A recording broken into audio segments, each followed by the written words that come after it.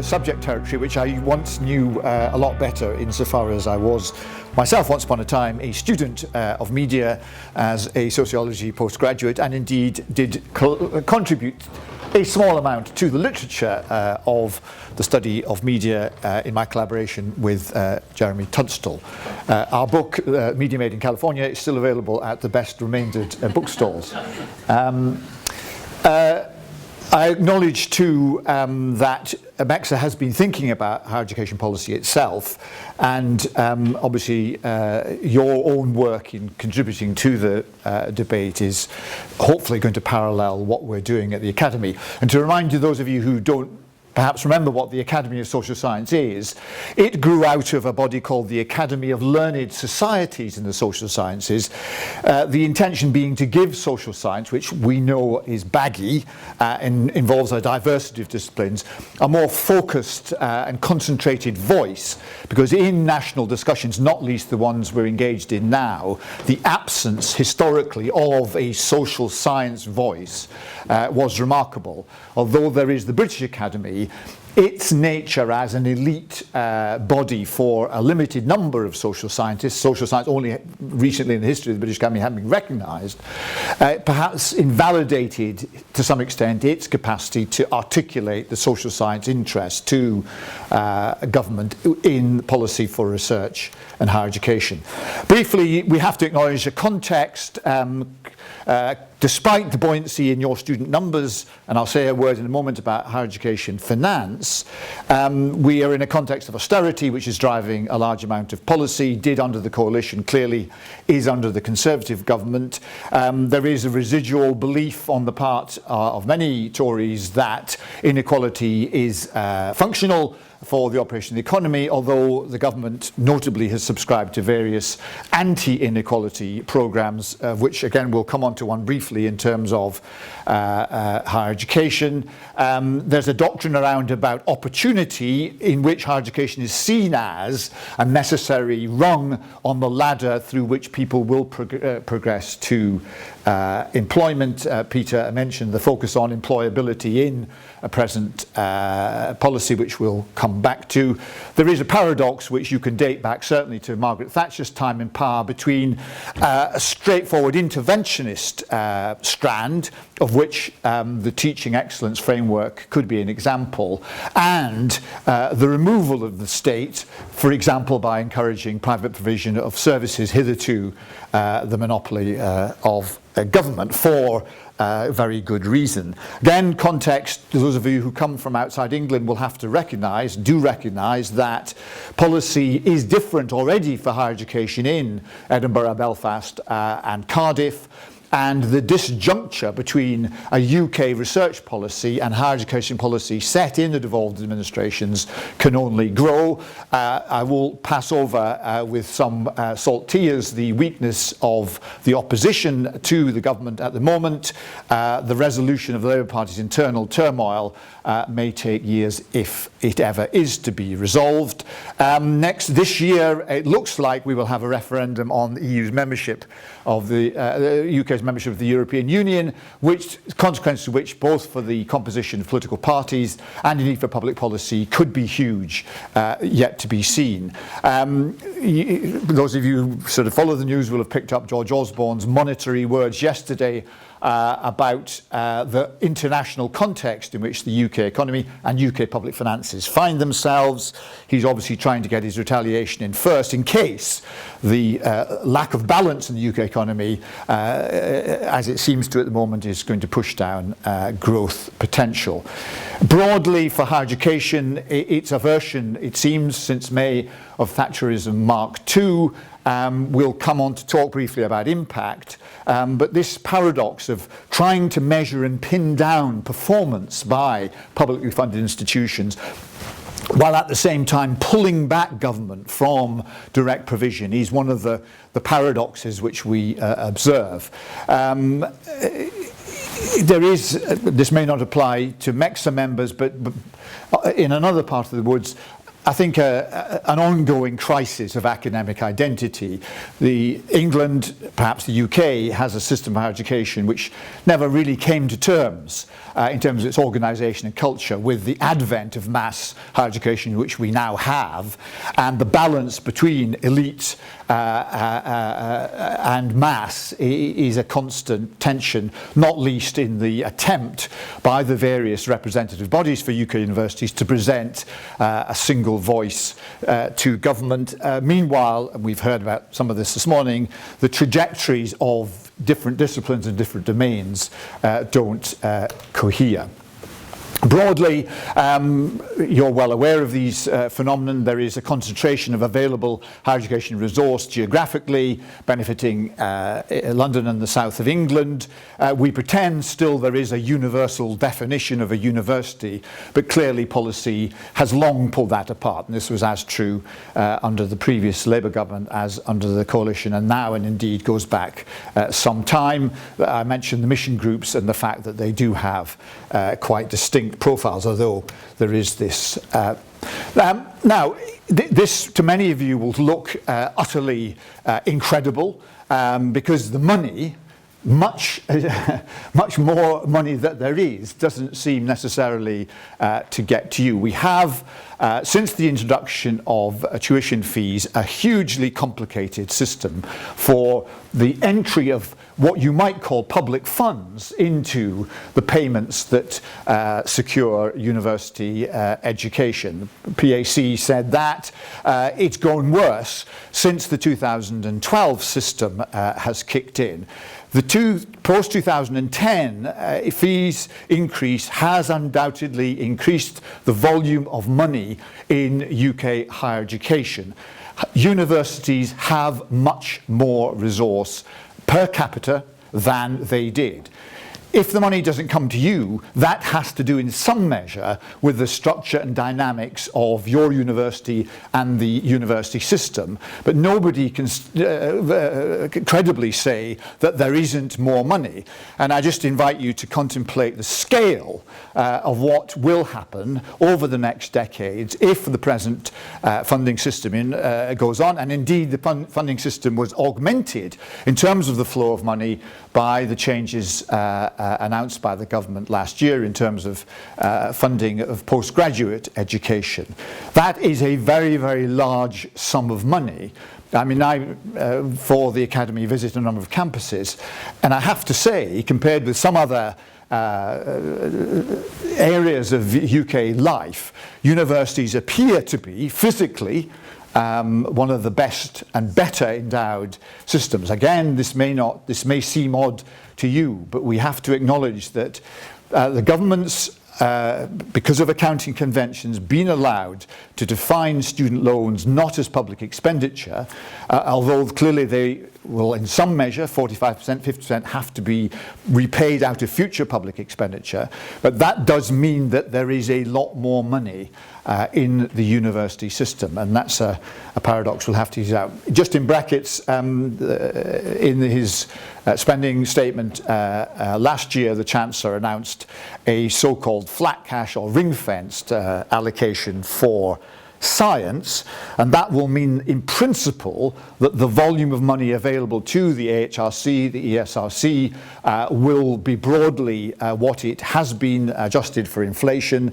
The money available to universities under so-called quality-related QR, dual support, that may change in light of annual expenditure rounds, we don't know. Right. You're well aware of the main elements. The title of the Green Paper gives you what it's about. The government says we want a central regulatory system to improve the teaching delivered in UK universities. Sorry, rephrase that, very important rephrasing, in English universities, because this is a Green Paper that affects, in terms of its university portion, only universities in England. Universities in the devolved territories may or may not follow, but they're certainly not part of this Green Paper proposal, or the Green Paper proposals for research are UK-wide. The government says, on the basis we have to agree of not very extensive evidence that university teaching is substandard. What the standard is to be discussed. If you look at the Quality Assurance Agency stuff, it by no means implies that there is a problem. The government thinks there's a problem, which will need a central apparatus of validation and assessment to kick in, albeit not immediately. Meanwhile, says the government, we want to expand participation in higher education because participation secures social mobility. Now, you don't have to be John Goldthorpe to take issue with that contention. Social mobility, in classic sociological terms, has to involve downward mobility as much as upward, or else there are no spaces going to be created in terms of rigorous definition of mobility, at least, and very few politicians, left as well as right, are very keen on downwards mobility. But there is an important empirical question as to whether participation in universities in and of itself does increase the potential of a student to secure advance, in quotes, in income and occupational standing when you net out the background, household income, cultural background of that student. And it's a big, big question which universities tend sometimes in their public pronouncements to fudge, because if the answer is background is most 80+% of the explanation for occupation outcomes, then that raises a problem about the nature of the value added by a university. However, the government says we want more participation, which implies that there will be more students and the income attached to students will expand in parallel. But students have to have more choice. That's why the government says we need to have an apparatus that will allow students to look at the results of the Teaching Excellence Framework and make more informed choices about where they go to study media, culture, or whatever it might be. Now, the clear model there is that teaching is something to be consumed. Some of you may have seen in the trade press just the other day a piece of work by the Higher Education Policy Institute, which did, admittedly on a small sample, ask students what they wanted to get from a teaching excellence framework. Now, clearly there is a huge tension between the capacity of universities and university teachers to honestly grade students and a consumption model in which people are consuming the attributes which they will take to employers to secure employment, in which obviously good marks have to be part, and how that's to be resolved in the new system is up for debate. I've just mentioned the fact that universities' capacity to add value in terms of the class and income of students is questionable, as indeed is that of schools, so it's not a problem for higher education alone. Clearly deriving from the broadly neoliberal ideology of the present government, there is a belief that competition secures advance in standards, although clearly competition, all the evidence shows, can secure a decrease in standards if it dilutes the quality of the service being offered, whether that's in health, education, or town planning, wherever it might be. The empirical evidence is quite clear. Competition is a solvent of quality, very, very usually.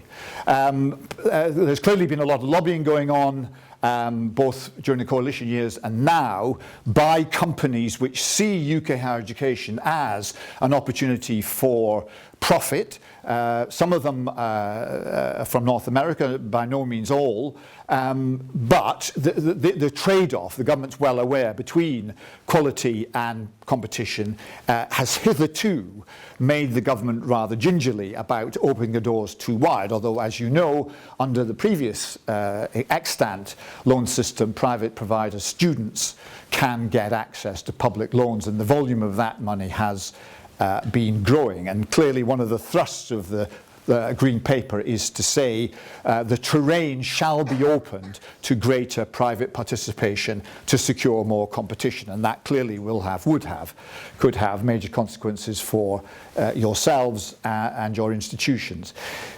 I personally don't believe in conspiracy theories, because conspiracy historically has to be based on a large amount of cleverness, and government generally doesn't have that degree of intelligence in the roundest sense to be able to conspire, which will mean long-term plans. However, I think there is some evidence that one of the thrusts, this may sound trivial, but I think there is evidence for it, one of the thrusts behind the Green Paper is to get rid of the Higher Education Funding Council for England, because that arm's length body, a government body but at arm's length from the centre, has not delivered what the government wanted. And so one of the, as you know, one of the points of the Green Paper is abolish HEFCE and establish a new regulator for the higher education sector in the shape of a so-called Office for Students, to which students aggrieved would presumably go, and which would ensure that competition rules were applied to the sector. Although it has to be said, as a government paper, the Green Paper is full of gaps and holes, and a lot of this has yet to be worked out. Again, briefly, back in December 2014, Sir Paul Nurse, the then president of the Royal Society, was commissioned by the Department of Business, Innovation and Skills to carry out a review of UK research councils, a subject, an occasion of great surprise to most people, because only a matter of 8 months before, a review of UK research councils had completed and broadly said the status quo was okay in terms of delivering publicly supported scientific research. So what the agenda was behind Nurse was obscure, and the fact that Nurse preceded the Green Paper meant that when we saw the Green Paper in November, the bits of it addressing Nurse had no logical relationship to the rest of the Green Paper. It was sort of basically bolted on and basically said, wait for Nurse to say something interesting about research and we will see whether that fits together as a coherent model for higher education. And of course it doesn't. Now, very briefly, what Nurse has recommended, and the Chancellor stood in the Commons in December and said he accepted, although again, we don't want to get into the entrails of how we govern ourselves, but the relationship between the Chancellor's Department, the Treasury, and the Department of Business, Innovation and Skills is by no means close or necessarily coherent. However, the government has officially accepted Nurse's recommendations, and he says we should, inter alia, create a single overarching body for UK research called Research UK, into which the existing research councils would fit, continuing as separate entities, but the management of them would be reduced in status. This will sound a techie point, but is important. The chief executives of the research councils would cease to be accounting officers for their budgets. There would be a single accounting officer in the shape of the chief executive of Research UK. That's important because that effectively in time would mean that Research UK would distribute monies and manage the allocation and the delivery of research on the back of the money by the individual research areas. But there's a lot to play for there. Nurse himself appeared before MPs later in December and said, no, I want the existing research domains to continue. I want the residual research councils, my phrase, not his, to still be able to articulate the interests of social scientists, historians, and so on and so forth into the system. How that plays out is now the game in which we are engaged. Nurse said, and a lot of people have agreed with him, that government had never been very strategic in saying to the research system, this kind of knowledge is what we want, these are the areas where we would like science to move us forward. And there are some clear examples: UK productivity, infectious disease, models for development in the south, and so on and so forth.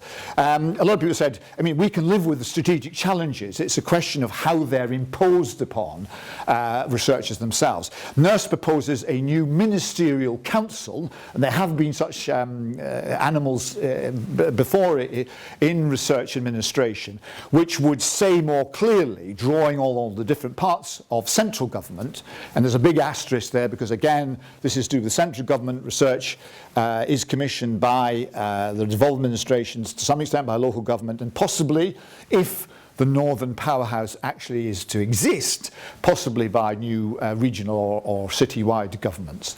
But the Ministerial Council would articulate to Research UK what the government's strategic priorities were. Research UK would in principle say, well, we think research is actually heading in this direction, and there'd be a degree of dialogue or even dialectic between the two, the result of which would be a more articulated and coordinated body of research. Big asterisk again, because of the abolition of HEFCE, quality-related money, which is, as you know, about £1.1 billion a year to English universities, maybe a bit more if you include the other ones, that the administration of that amount would pass from HEFCE to, Nurse said, possibly pass to Research UK.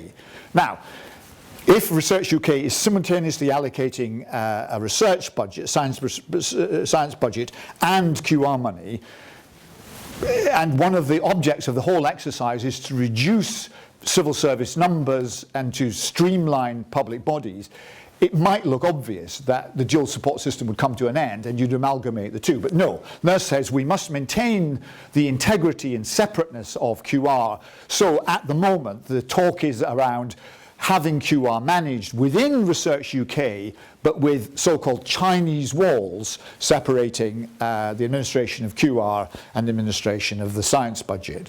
Now, as these debates, and they will be detailed, that there's the administrative modelling is now being done within BIS.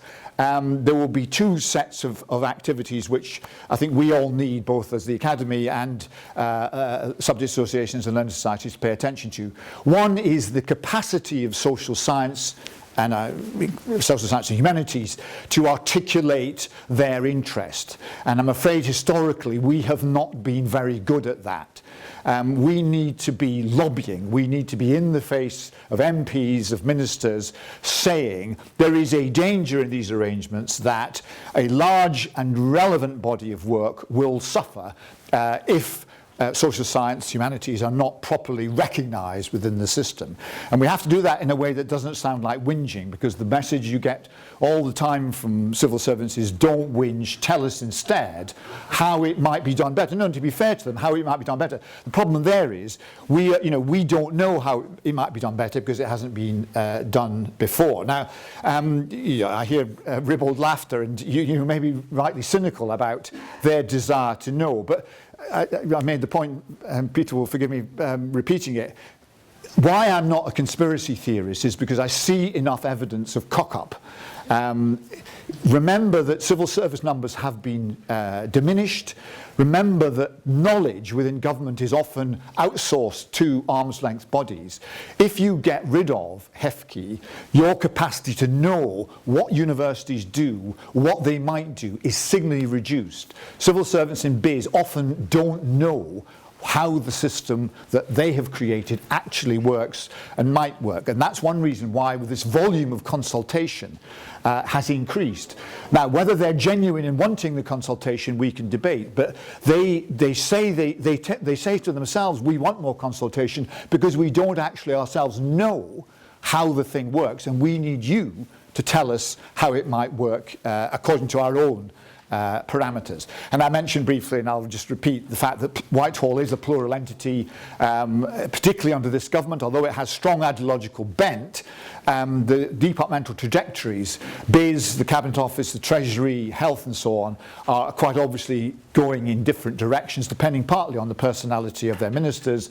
BIS has at its head a former banker whose understanding and sympathy for knowledge and higher education is probably slight, but he is in a system where it is believed that universities are vitally necessary to generate income, to generate knowledge, which the UK needs. I'll cease with this. You know that the key date for responses to the Green Paper is the 15th, next Friday of January. Responses to Nurse probably at the same time.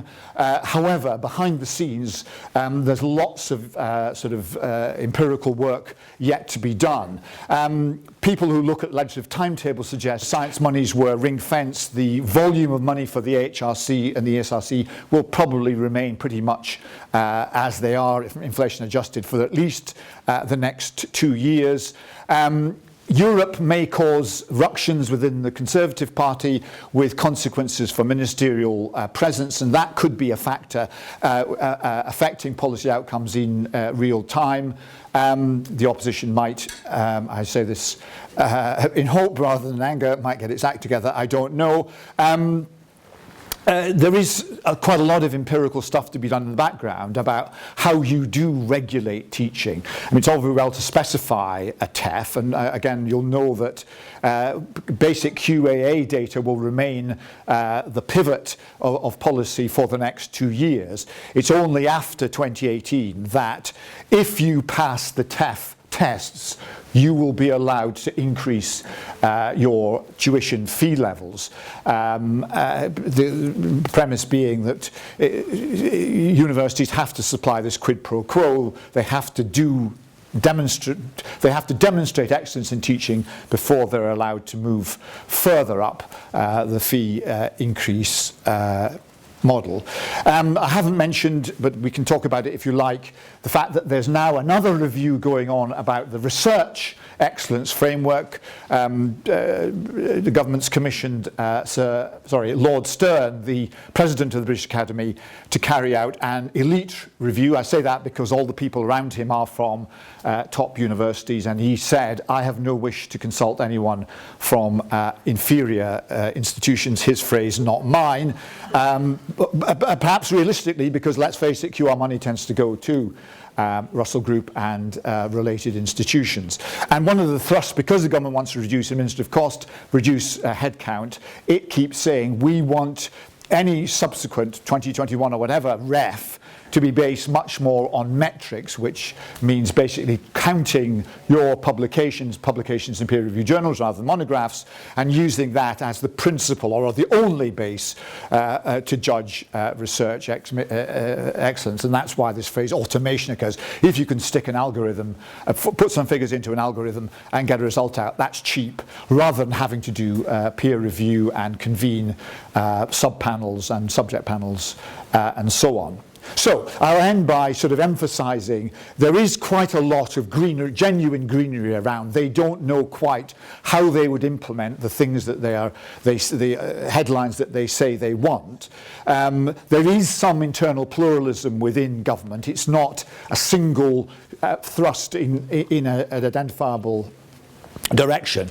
And last point, voice does count. That's partly because of a slightly fractious House of Commons, leave Labour aside. There are chances, and the House of Lords, which has demonstrated some degree of capacity to oppose, there is an opportunity for voice to be heard and perhaps to blunt or redirect some of the thrusts of present policy, which puts some premium on both our activity at the Academy and subject associations, learning societies, in being prepared to invest time, and I appreciate you're all very busy, time and energy in not just responding to formal consultations, but also going out there, beating the bushes, encouraging your students, their parents, and the communities in which you work to see that these things do matter and raise their voice in such available political circumstances as there may be.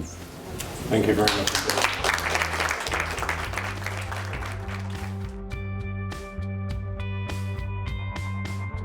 I'll try to talk a little bit about not exactly what is a community, not exactly what is a digital age, but I will try to talk about what is the Lusophone community.